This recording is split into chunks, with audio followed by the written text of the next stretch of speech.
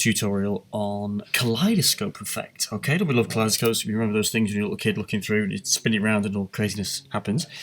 So this is how to do that in Adobe Premiere Pro. You need video footage that has some form of movement. So on this video shot we've got here, this is me driving at the speed limits down the motorway.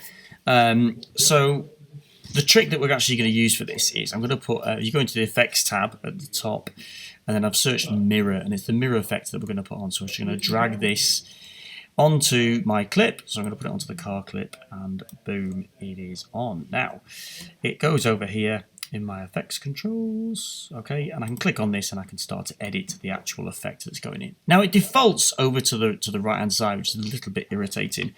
So if I go to the reflection angle here and I can adjust that, and you'll see the sort of effect that it starts to do. It starts to sort of spin around like that, and it's got a mirror effect, funnily enough. So we can just leave it like that for this particular shot. But if I then go in on the effect and highlight it, I can do Control C or Command C depending on the Mac, and then Command V, and it will duplicate that effect that I've put on. Okay. Now you always want to edit the one at the top. Okay, so you make sure you're on the top mirror edit before you do your next. So because the point is over there on the right hand side, I can move it across to the middle, and then I can get the angle and I can turn it round again. Okay, so you can see the sort of crazy effect that I can start to get like that. So it's now not only mirrored sideways but also top to bottom. So if I play this now, I get this. So sorry about the poor quality, but my computer is struggling just a little bit. So you get that sort of kaleidoscope effect coming forward. Now if we then were to go over to my train footage, so I've got a train going through Norway, isn't that lovely? And I put the same effect on again. And what I'm going to do is here, just to sort of speed the process up, I'm going to copy both of my mirror effects on here. So I've Command and clicked on both of those, Command C, so I've copied both of my effects.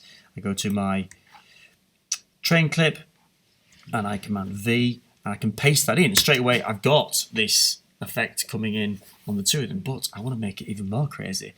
So what I'm going to do is I'm going to go to my top layer and I'm going to duplicate that. So again, Control C, Control V, and I get that one effect. Again, I'm going to click on the top layer, okay, and I'm going to start playing with that again. If it lets me do it. Oh, why is it being funny?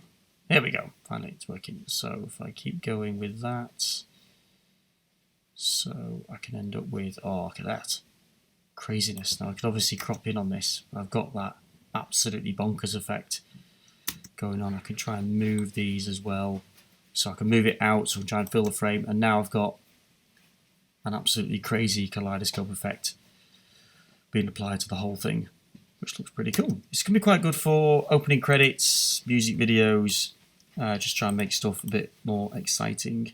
I'm just going to take those three effects that I've put onto that one, Control C, and apply it just to this other one where it's going through the snow. So click on the layer and paste it in, and then I get that crazy kaleidoscope effect coming through again, which looks pretty good. I quite like that. Now, what you can also do with this is do some more sort of crazy type stuff. So again, I've got another shot here. I'm going to drag my mirror effect onto this clip, and then rather than make it all nice and neat and organized, this time I'm going to put a bit of angle on it only, like that maybe. Oh, hello. Okay, and I've got this as one of them, and then I might drag it in again. Make sure it's at the top. So to move it, if I just go over, so you can see the first effect I've gone is at the top, and the one I've just added is slightly below, so I can click and drag that up so it's just above it. And then I can move this across, I can rotate it round to something like this. I can move it across again. Okay, so I quite like that one. I'm going to drag the effect on one more time. I'm going to move that back up to the top.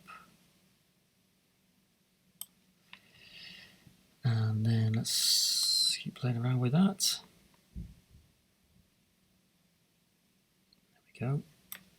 I can play that, and I get this sort of really wacky interstellar type effect, a bit like when they go near the black hole in Interstellar. It's just that bit quirky. Maybe something weird's happening. Maybe it's a, crazy transitional cut between two different scenes when bonkers stuff is happening, and it's quite a cool effect. Give it a whirl. I hope you like it.